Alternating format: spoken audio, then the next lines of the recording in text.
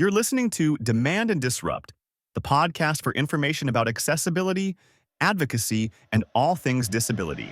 Welcome to Demand and Disrupt, a disability podcast. I'm your host, Kimberly Parsley. And I'm your co-host, Sam Moore. Now, don't tell anybody, Kimberly, but I am, as we speak, on my, not second, but third cup of coffee.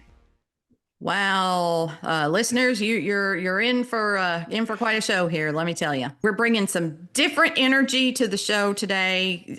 Yeah, so y'all will just find out. You'll just find out. You're just along for the ride, whatever happens. My interview today is a fascinating interview I had. It's a Cal conversation that I had with Keith Hosey, Roving Reporter Keith Hosey, and Carissa Johnson, who we have newly designated to be our Disruptor-in-Chief. Disruptor-in-Chief. Yes. She's got an official title now. And I guess somebody's got to be. There you go. It's her. And we are going to talk about disability identity and representation.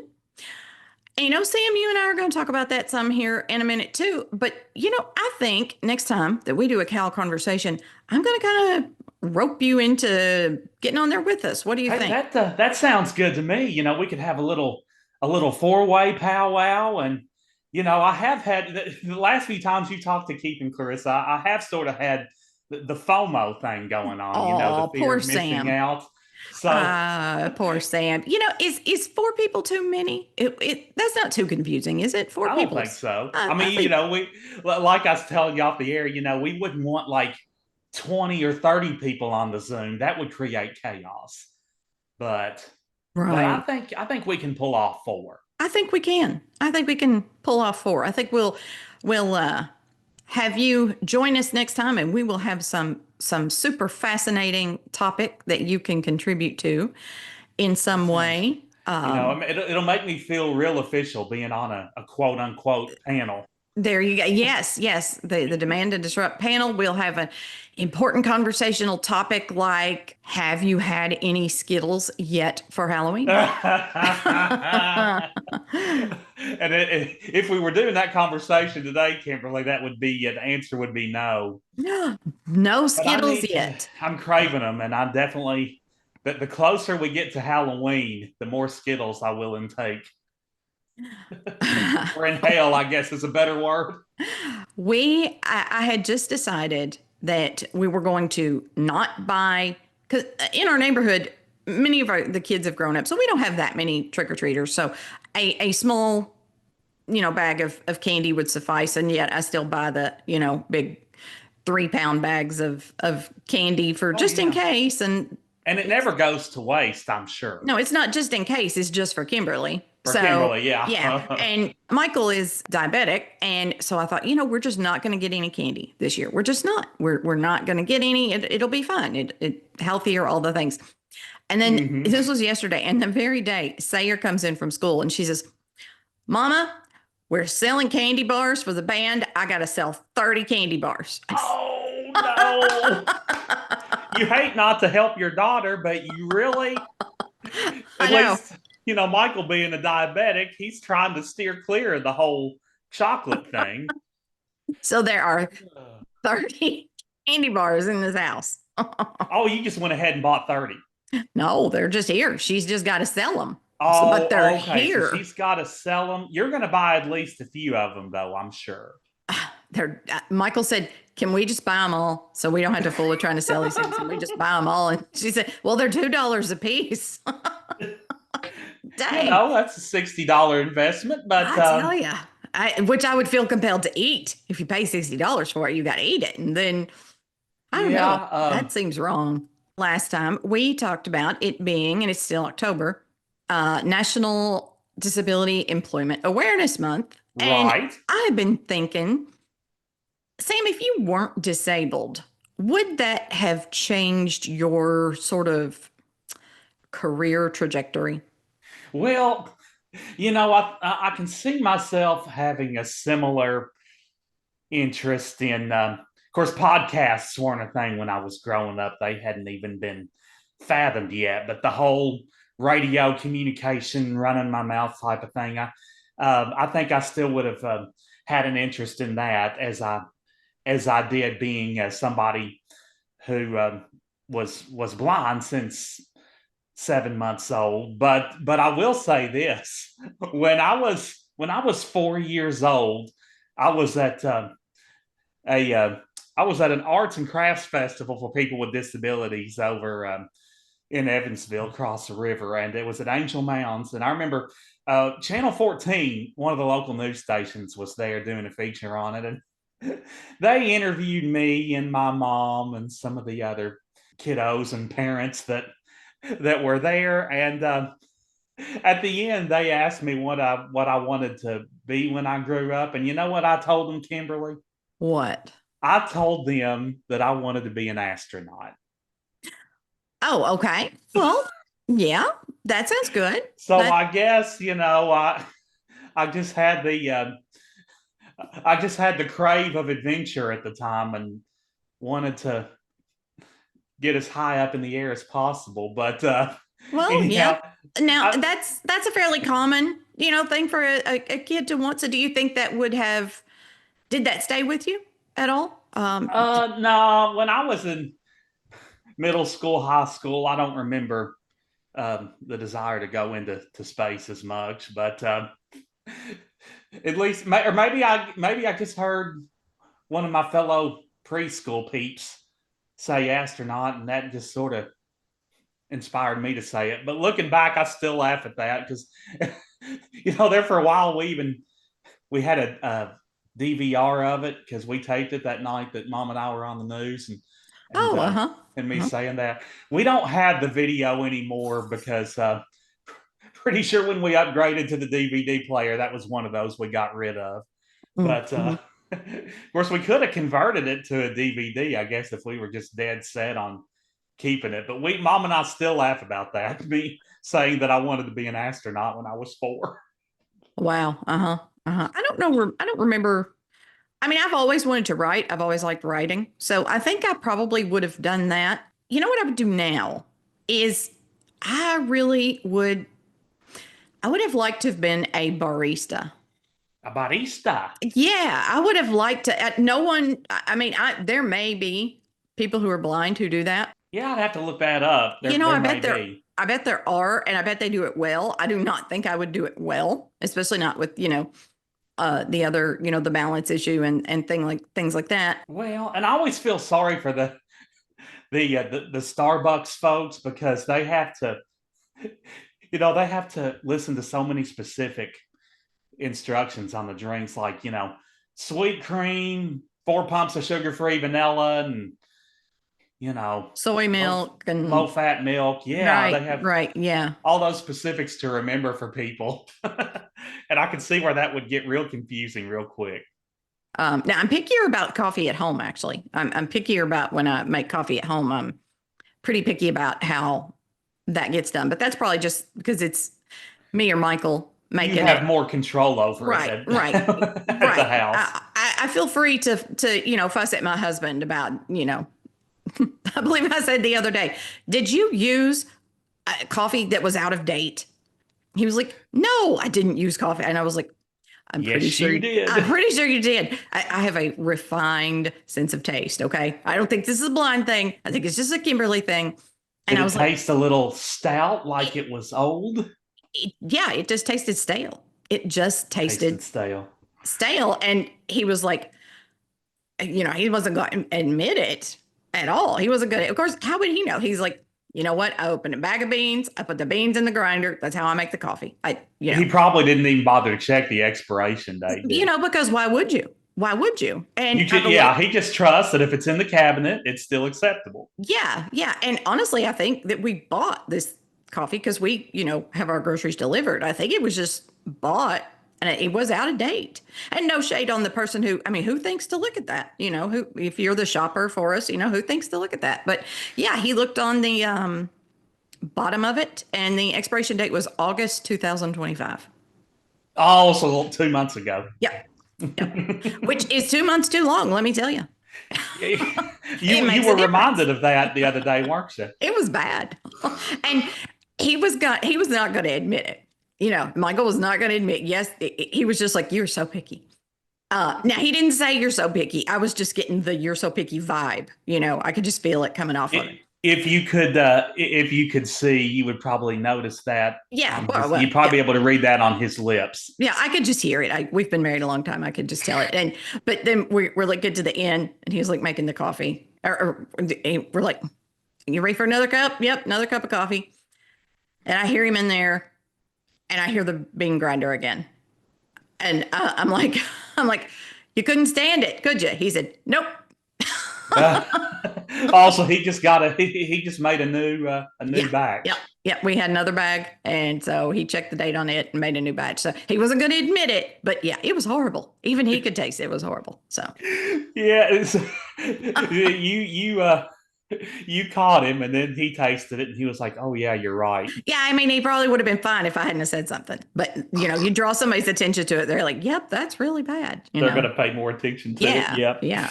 Words that tend to be buzzwords in our sectors, Kimberly, are identity and disability, and we tend to hear those a lot in our circles. And you are correct about that. And people have some feelings. People have thoughts, don't they? People do have strong feelings. You were asking me a little bit ago if I would prefer, to say that I'm a disabled person or that I'm a person with a disability.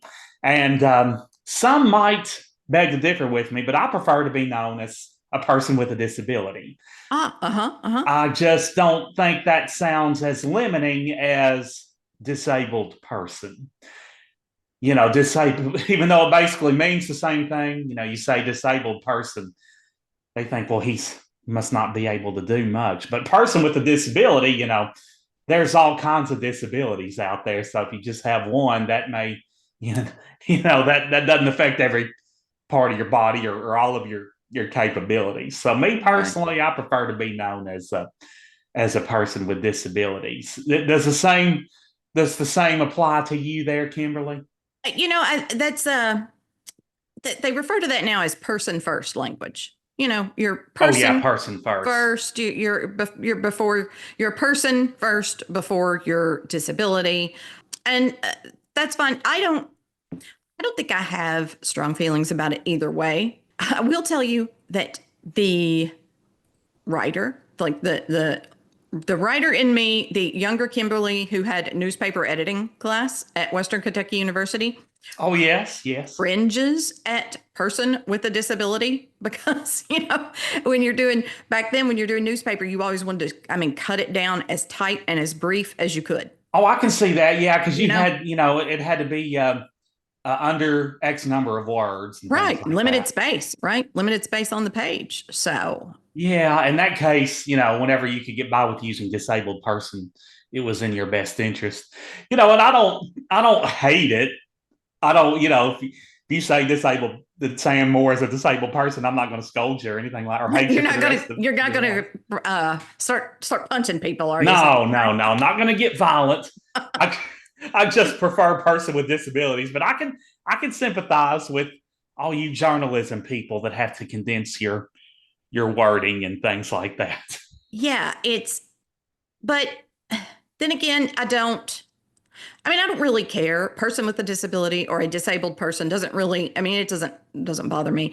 Now, what does make me kind of cringe a little bit is when someone says the blind or the disabled, like in talking to the blind. I'm like, okay, blind isn't a noun. It's an adjective. Again, it's apparently I have grammar issues, not really language issues, disability. I prefer those with visual impairments. Right. Or people who are blind, not just the blind or the disabled, like and we're just conversations with the blind. That's, that normally doesn't sound real good. It normally doesn't fly with me either. Yeah. But, these things get talked about a lot about the language and words are important. Language has meaning. It is important. I do think that, and I don't want to dismiss that, but I also think as people with disabilities or disabled people, see what I did there?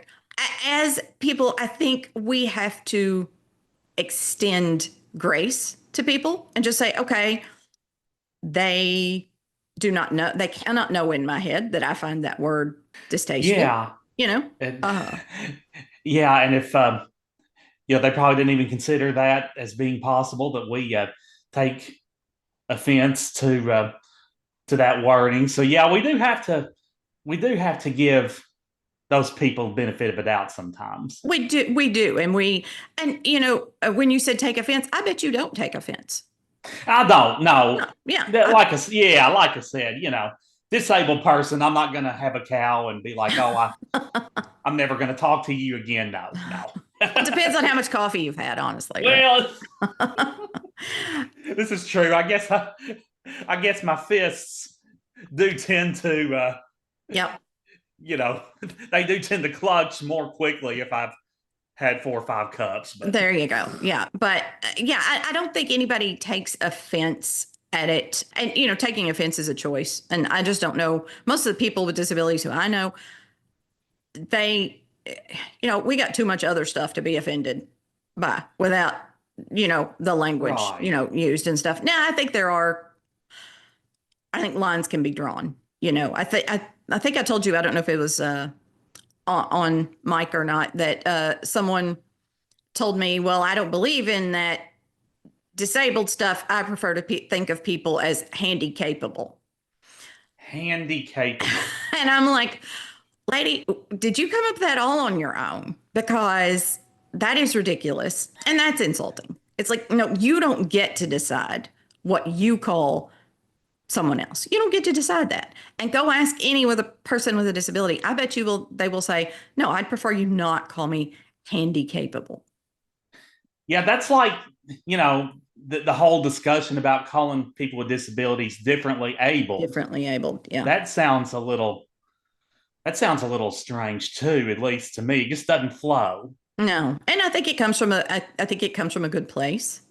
Yeah, whoever came up with that and coined that, they meant well. They meant well. And yeah, exactly. They meant well. Just doesn't sound quite right. It doesn't sound quite right. But these things change over time too, don't they? Yeah, I mean, 2 or 3 years from now, Kimberly, you and I might be having a discussion about some other terms and phrases that people have coined. Right. And that's okay, because people change, language changes. That's okay. But, people should be kind. And that goes both ways. People should be kind, and then people should have grace when someone messes up, because we will mess up. I will mess up. I bet you could go find something I have written where I have said the blind. I messed up, Kimberly, one time back in 1994. Yeah, so I'm lucky I still remember it. Yeah, but just the once, right? Just the once. I'm due for 1 or 2 more screw ups, but. So you learned your lesson back. I learned my lesson so well that it hadn't happened again since. Yeah. Mm-hmm. Mm-hmm. It ain't bragging if it's a fact. Just say it. Yeah. Well, I don't even know. I'm speechless now, Sam. I have that effect on people. You do. We've ended this discussion about words and language with me being speechless. So, how ironic is that? But I bet Keith and Carissa won't be speechless. They are not. They have much to say. We had a great conversation about media representation and identity. And we will listen to them now. Next time, I'll drag you onto one of these calls with us. Yes, I look forward to joining you 3 next time. But now, here's another cow conversation. Welcome to Demand and Disrupt, a disability podcast. I am your host, Kimberly Parsley, and I am here today with our cow conversation guest, roving reporter Keith Hosey. Hello, disruptors. And of course, Carissa, we need a title for you for the podcast. I was just thinking that Keith gets a title. Why didn't I get a title? I know. What do you? We're talking to, of course, Carissa Johnson. What do you want your title to be? I'm fine with. I don't know. I think you should be like I don't know, something glamorous or specialist extraordinaire or something. You know all the things. So we'll think about it. We'll think about that. We're going to come up with you're a chief disruptor. How about that? You could be disruptor in chief. I like disruptor in chief. I like that. That's what you will be. So we we are going to talk today about, as part of our Cal conversations, we're going to talk about disability identity and representation, and sort of what that means to us, and banter the topic around a bit. So disability identity. All three of us, of course, have a disability. So the two of you, when you do have to describe yourself to others, tell me how you do it and what that includes. I never lead with the disability if I'm describing myself. I always talk about crafting and motherhood first, but I do put disability advocate in there sometimes, or I work for a disability organization or that kind of thing, but it's never been, hey, hi everybody, I'm a wheelchair user. No. Right. And that's, of course, if you're coming into a room, it's obvious. You don't have to, You would think. Yeah. Keith, what about you? I generally also do not lead with my disability. I certainly don't not mention it, but unless I'm doing something specifically like on a panel related to disability or something like that, then I may lead with my various disabilities. But generally, it is, of course, a part of me, a part of my upbringing and my identity. I just don't go out of my way. I don't have like T-shirts that say clubfoot awareness. I do have a couple mental health awareness T-shirts, so I guess that's my invisible disabilities, my anxiety, my depression. So I guess my visible disability, I don't feel like I need to mention, maybe, unless kind of describing myself a little more in depth. But I do, and even on like my Facebook page, I think my about me, I allude to my mental health as melancholy but making it. So yeah. I like that. Funny enough, Keith, I worked with you for a couple years. I guess for a good 6-8 months. I didn't realize you had club feet. Yeah, I don't. I mean, I don't have a very apparent disability, unless I'm wearing shorts and you can see my leg brace, or a high pain day, and I'm limping a little more than usual. But I do oftentimes, it's funny. I will run into someone at the grocery store that I may know from somewhere else, and I'm dressed casually with shorts on, and they may have known me for 2-3 years. They see my leg brace and say, "Oh, did you hurt yourself? What happened?" Like, nope, I was born this way, baby. Do you say that? Is that what you say? Different things. Sometimes depends on my, acquaintance with the person. Sometimes I'm a little more dry and clinical. But if it's someone I know and am comfortable with, yeah, sometimes that'll be my response. Mm-hmm. Mm-hmm. Mine, like Carissa, I sort of lead with, I'm a mother, because that's really all consuming, all the time. So mother, writer, wife, that kind of thing. But then I usually find myself at the end saying something like, "Oh, and I'm blind." Because when you are blind, it will come up in the weirdest of places. Like someone will want to send me a picture, like forward me a picture or something. So I feel like I have to put that in there. I have to add I'm blind to the end of it, just to clear up confusion,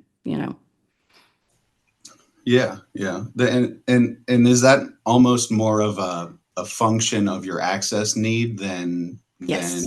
a need to identify? No, it's really more, like you said, it's more an access thing. If I'm walking into a room, and I would have, when I had a guide dog, that was obvious. When I had a cane, that's obvious. But now with my balance issues, I'm almost always going sighted guide with Michael. And so I think for the most part, if it's someone I don't know, I don't think that they really know that I am blind, or that I don't think that they know. They must think I'm just a really clingy wife, I guess. You just love him that much. I guess so. There you go. I'm not sure what people really think, but yeah. So I mean, I never hide it. I'm more open about it than I used to be. I'll put it that way. When I was younger, I was not as open about it. Do you all find that to be true? Absolutely the same. Absolutely. There for probably about the first 19 years, I try to do whatever I can to assimilate. Mm-hmm. Including trying to walk, which was stupid.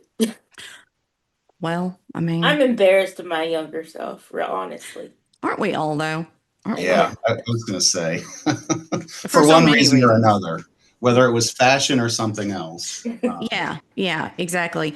And so I wonder if now we say, we don't, that we're more comfortable with it now. I wonder, is that a function of us getting older, or is that a function of the times changing, do you think? A little of both. I Yeah, don't care what people think anymore Mm-hmm. to an extent. So it's not as necessary for me to try to be typical Mm-hmm. than it was. You know, I'm gonna really embarrass myself at this point. I was a poster child at the age of 4 for Easter seals. Yuck. But anyway, and by the time I got in high school, my big goal was to walk across the stage or walk Oh, down the aisle when I got married because I was that ashamed of my disability.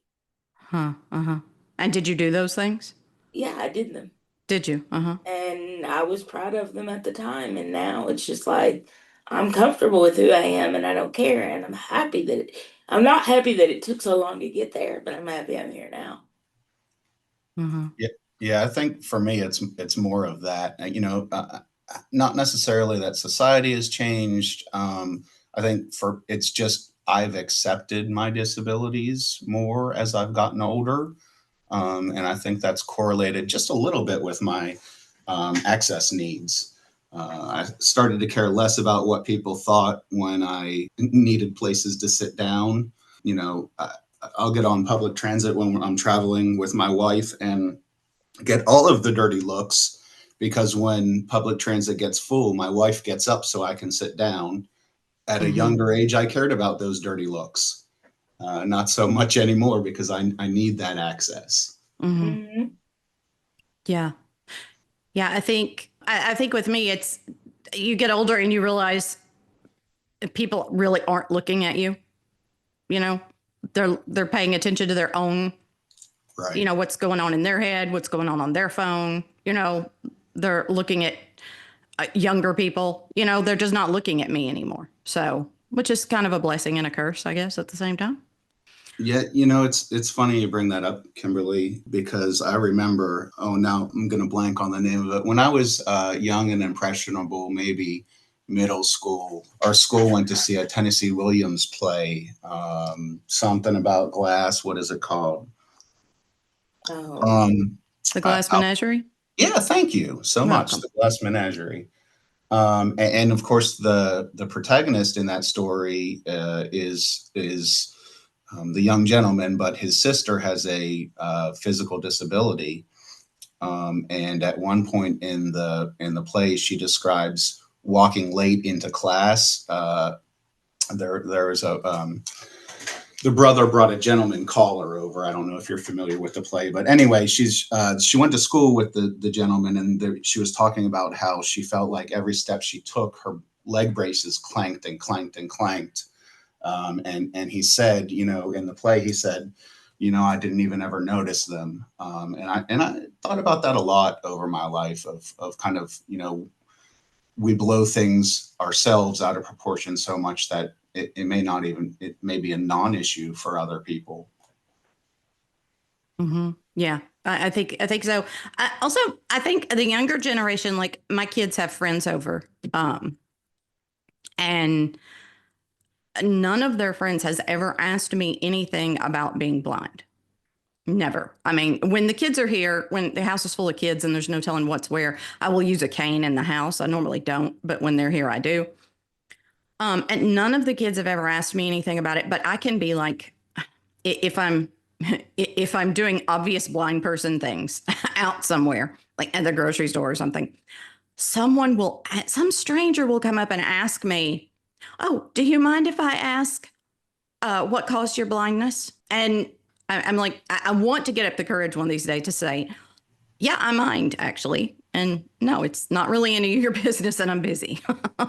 Yeah. But, we've talked about how we are kind of the ambassadors, whether we want to be or not. So you feel like for all the other disabled people, I have to be nice about it. So, Right. You're on show 24/7 or on at work 24/7. right. I think there's a big difference between that type of question, which is so invasive and personal. I think previously, if not on the podcast, in general conversation, we've had conversations about policing bodies, that a lot of able-bodied people think that they're the police of disabled bodies. When I hop out of my car at a parking space, I may not look disabled immediately. And it's not. A lot of able-bodied people think it's their job to police us, out of the goodness of their hearts. And so I think there's something different between that question, which is super invasive, between that and maybe a kid being curious, like you had said before, even though your kid's friends aren't that curious. I'm always happy, if a kid's looking, and I picked this up from, of course, Carly Finlay, the disability activist from Australia. Her first book she wrote is called Say Hello. And the premise is, so often non-disabled people, when their children look over at us disabled, they say, "Don't stare."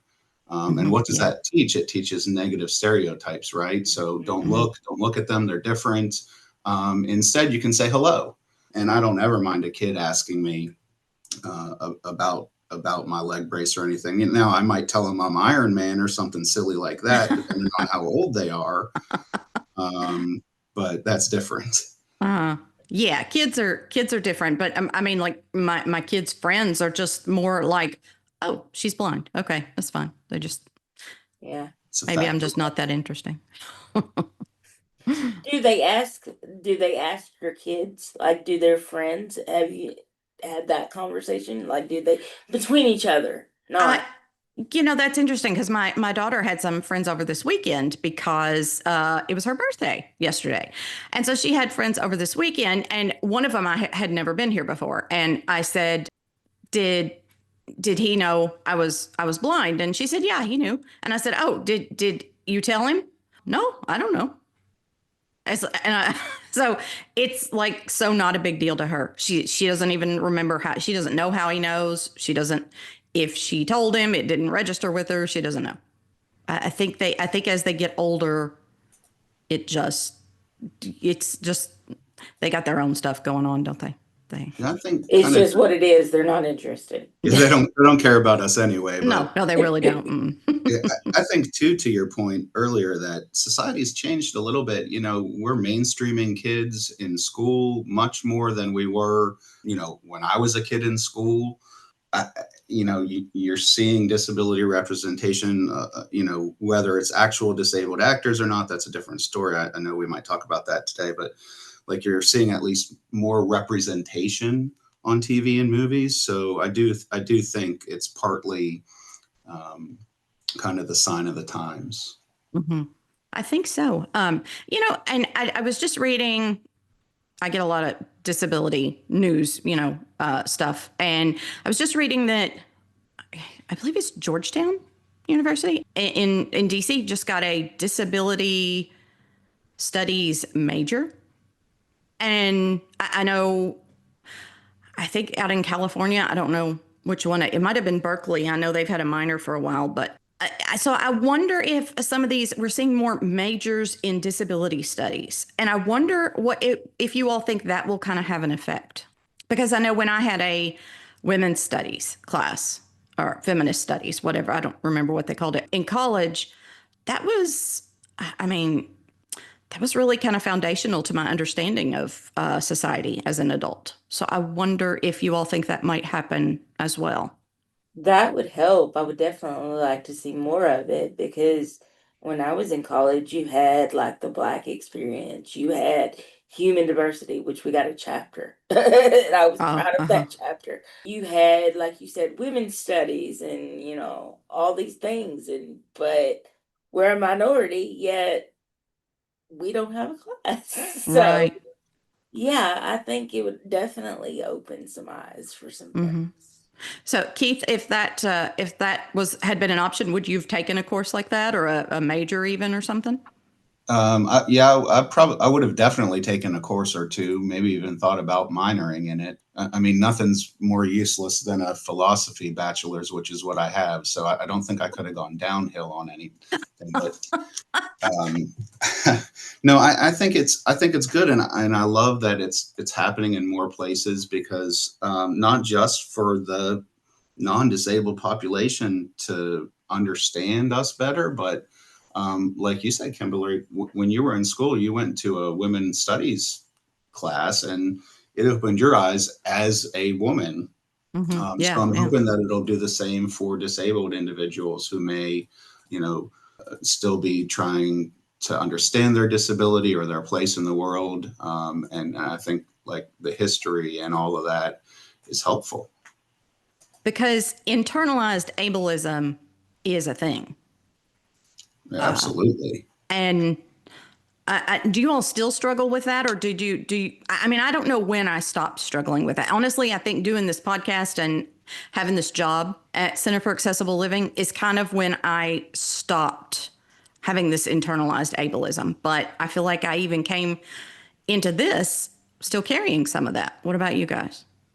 Absolutely. Yeah, I talked earlier about the before and I call it the before and after. I definitely think the job and meeting other people with disabilities really opened my eyes. Part of it was because I was the only representation in my small town for a while, so didn't have anybody else to relate to. And that totally changed when I came to Cal. Mm-hmm. Yeah. Yeah. Yeah, I as well. Somewhere along the journey of when I worked at Cal, it really diminished a lot. Carissa, I think just like you, I came in, I started at the center when I was 24, pretty fresh out of college, with my super useful philosophy degree.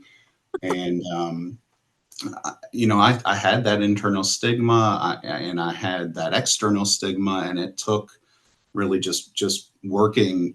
The great thing about Cal is 51% of your coworkers are people with disabilities. So you're seeing people with various types of disabilities go through their day in this agency serving other people with disabilities. And it's hard to hold on to those personal prejudices.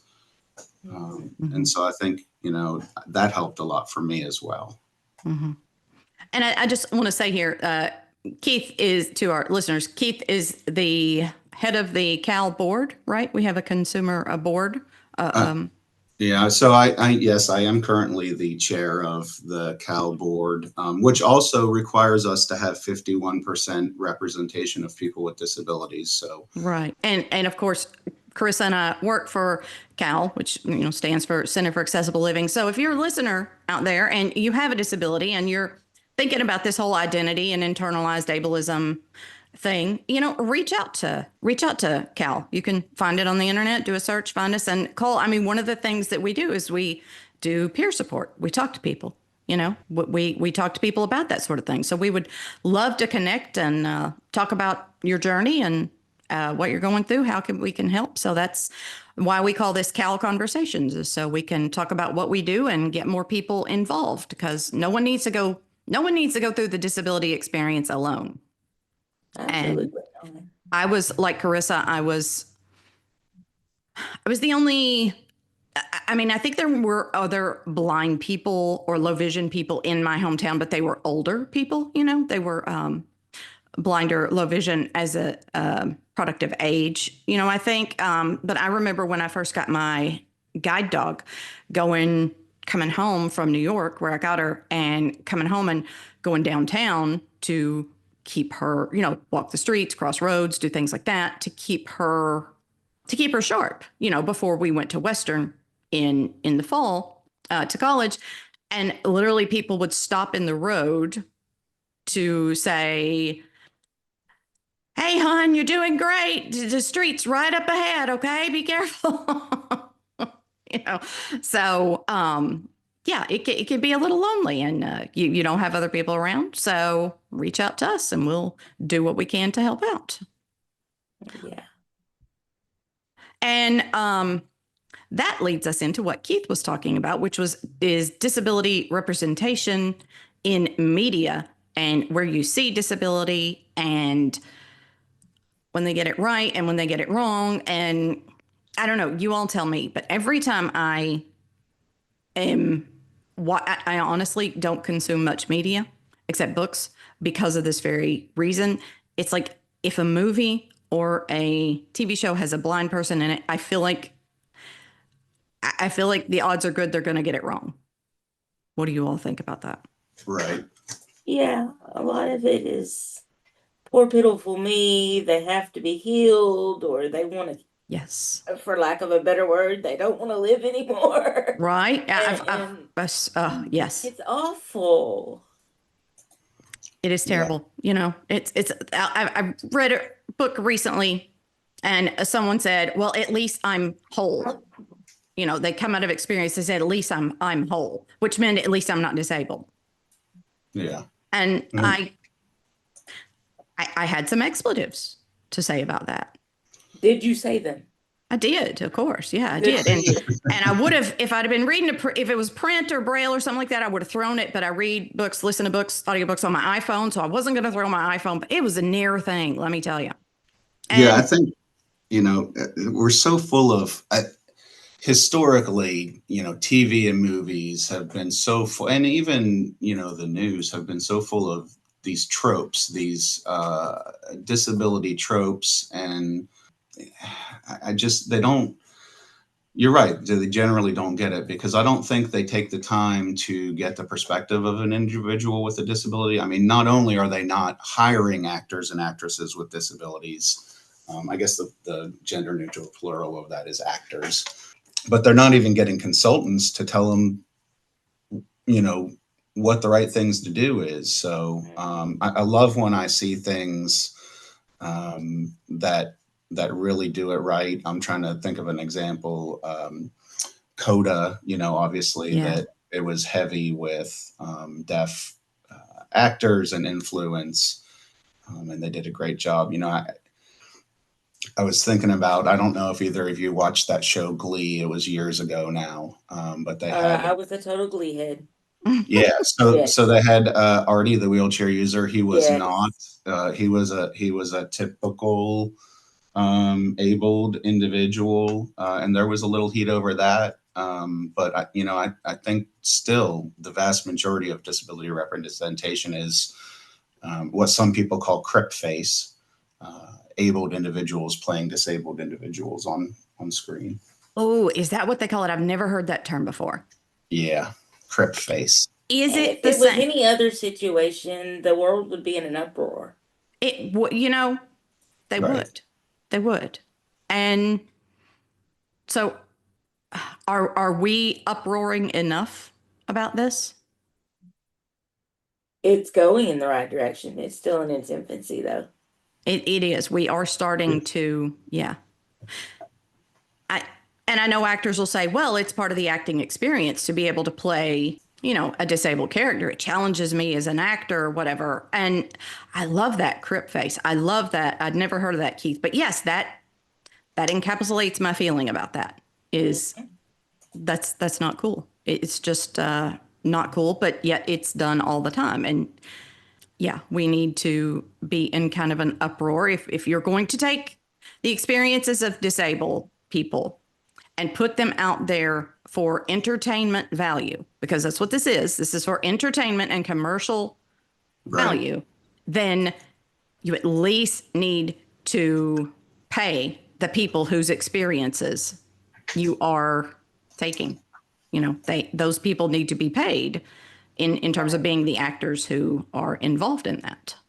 Yeah, and I think Go ahead, Keith. I'm sorry. I was just going to say it's different now too. Like, like I don't think they can get away with saying, well, we can't find an actor with that disability, because there's certainly plenty of people out there with disabilities who are in the acting field. You had what was that show? Micah Fowler was in Speechless. Speechless. They did such a great job in that show, because guess what? They had an actual disabled person playing the disabled character, and were able to get input from him and probably writers too. Mm-hmm. Yeah, I mean, and I know they have consultants. I know that's moving in the right direction, but we have to be able, I mean, I think we as a community have to say that's not enough. It's not enough to have consultants. It's not enough. And I mean, Yeah, Keith, you said absolutely. that they'll say, I can't find an actor. Well, how many times have they just stumbled upon the right actor for a role? I mean, go looking for disabled people.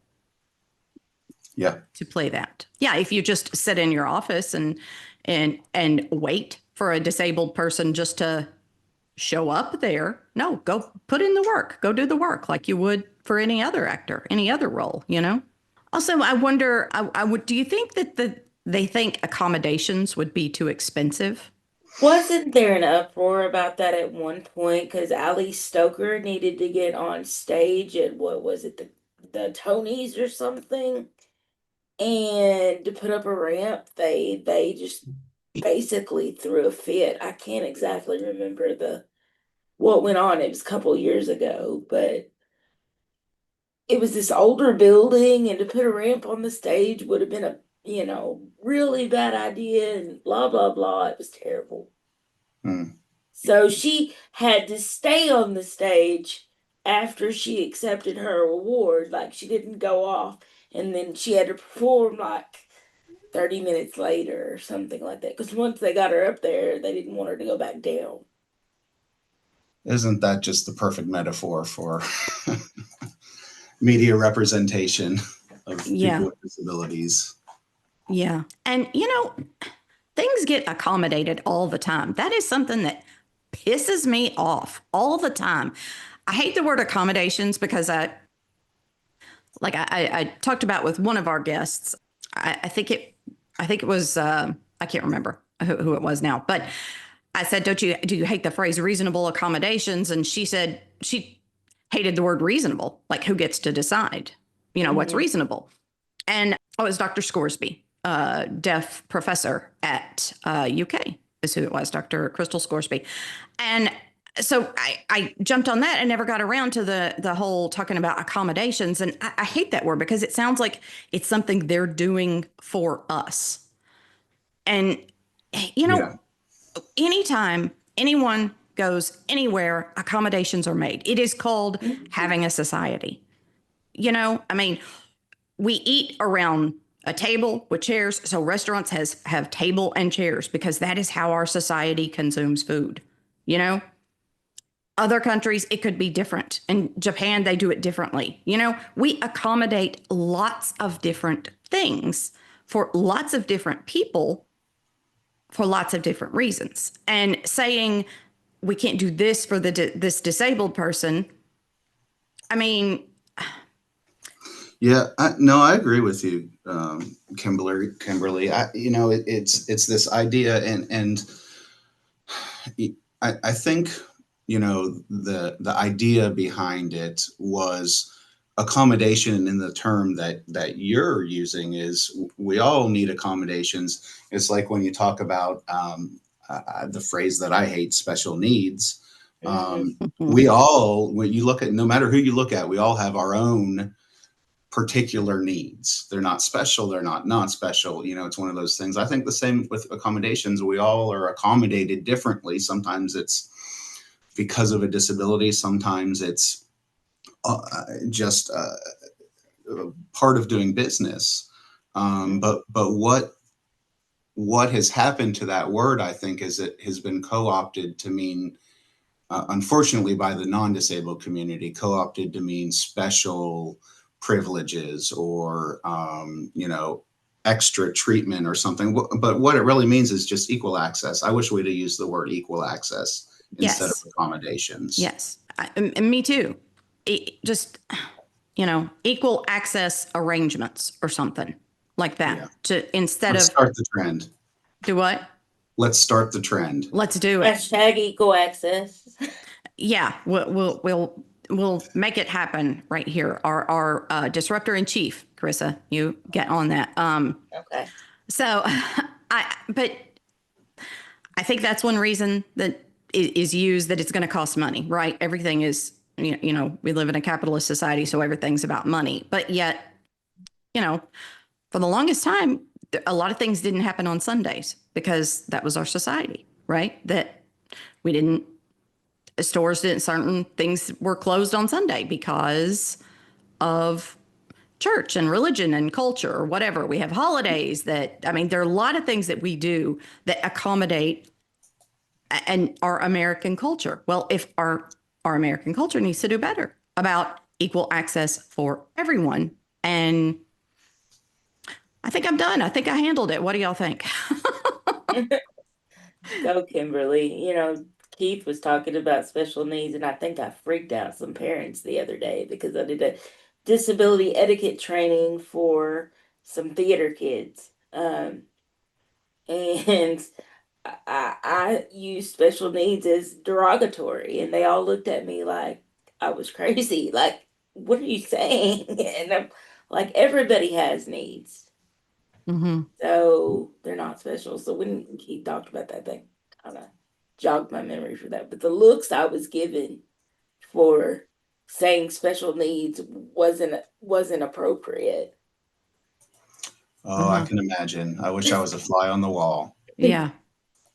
Yeah. And that's the hardest thing, though. Having this platform and talking to an audience is one thing, but when you're in a room with people staring back at you, it's hard, isn't it, to stand up for what you believe, what you're thinking. It is. Even with people sometimes, like you go out and the bathroom's not accessible or something like that. You're sitting at the meal with your friends like, God, I have to do this again. Let me go give the speech, Yeah. Yeah.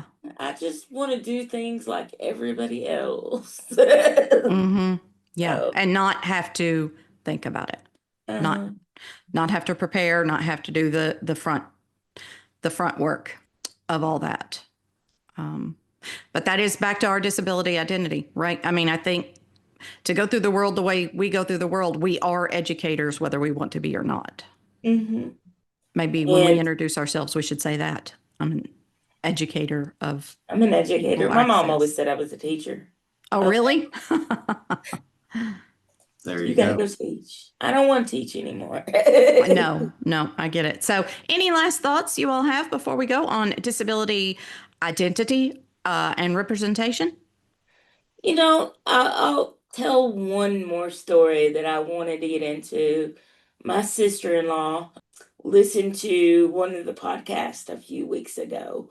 It was with the rabbi, the female rabbi. I can't remember her name. Julia Watts Belzer. We were sitting there at a family event, and she's like, I want to talk to you about this podcast. And she says, I don't see your disability. That's crazy. When she says that's part of your identity. No, it's not. And we just sat there and argued for about 5 minutes because for a while there, society taught, you see the person first. She's a special education teacher, by the way. Mm-hmm. And the disability shouldn't be a big deal, but yet it is. Mm-hmm. No matter of wishing that it would go away makes it go away necessarily. Even if society was perfect, I would still have chronic pain. You would still be blind. Mm-hmm.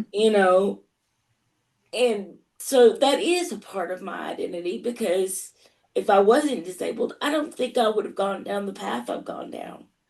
So it is so ingrained, even though it's not the first thing I identify with. and I'm finally proud of it. So I just hope whoever's listening gets there too. Mm-hmm. I'll get off my high horse now. No, that was perfectly encapsulated, because you're right. There used to be a way of talking about disability, which was it just doesn't exist. You know, it's like it's like how Stephen Colbert on the Colbert Report used to say, "I don't see color," you know, Right. and of course that was satire. He was, you know, it's like, of course, you know, racism is everywhere, and you know, race and those things. It cannot be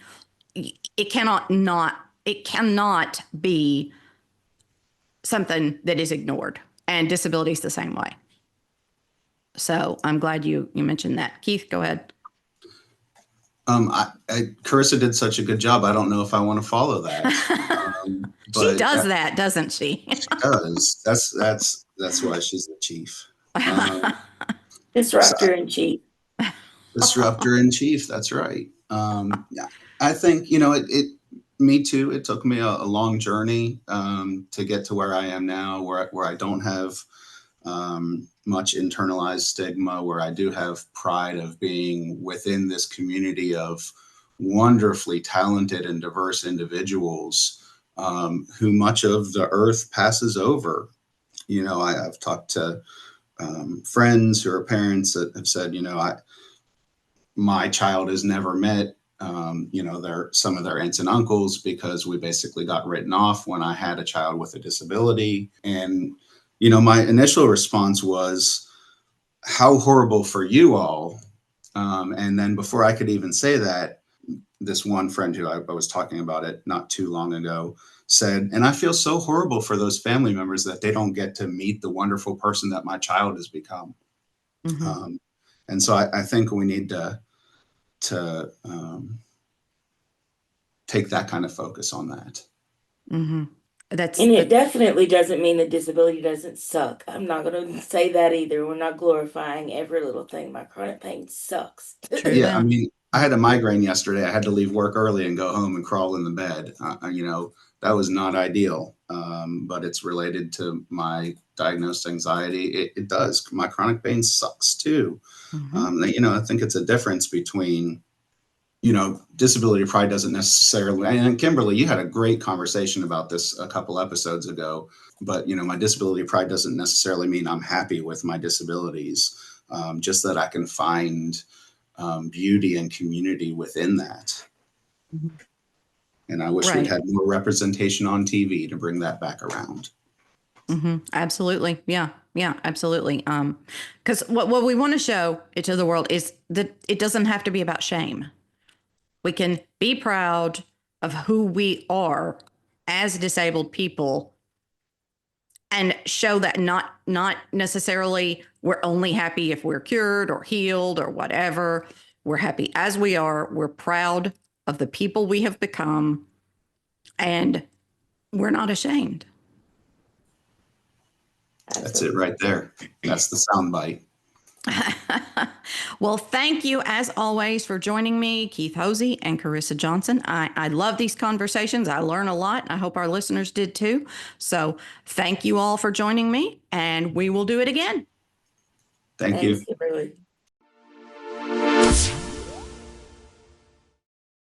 Demand and Disrupt is a production of the Avocado Press with generous support from the Center for Accessible Living based in Louisville, Kentucky. Our executive producers are me, Kimberly Parsley, and Dave Mathis.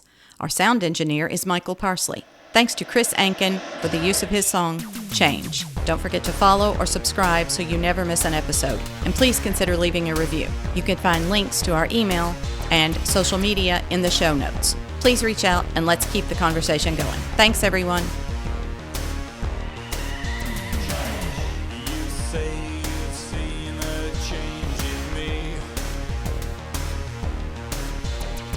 Just for once, I think I would agree. We both know there's a difference. We've had our curtain call, and this time the writing's on the wall.